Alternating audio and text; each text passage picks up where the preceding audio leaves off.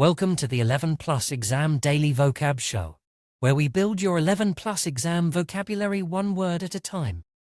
Today's word is incongruous.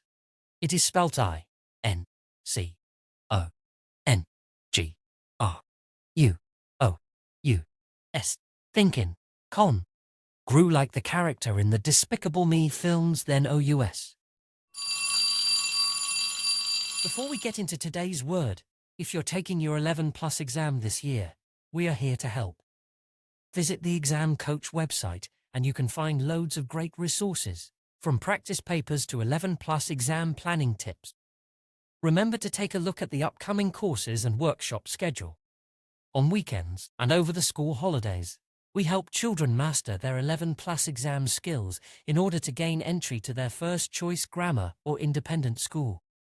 Now, back to today's word. Incongruous means incompatible, inconsistent, or out of place in a particular context or situation. It's a great word to use when you want to talk about something that is not fitting, appropriate, or harmonious. For example, you could say, "The clown's somber expression was incongruous with the festive atmosphere of the party." Or, "The modern building was incongruous with the historical architecture of the town."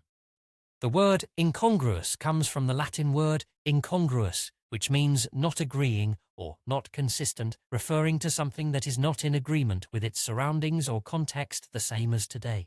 In the movie Zootopia, the main character, Judy Hopps, is constantly fighting incongruous stereotypes and prejudices in the animal society. She dreams of being a tough police officer, something a rabbit has never done before in Zootopia. Synonyms for incongruous are incompatible, inconsistent, inappropriate, and discordant. Antonyms for incongruous include congruous, fitting, appropriate, and harmonious.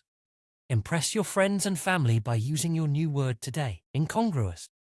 Have a top day ahead, and we'll be back tomorrow at the same time.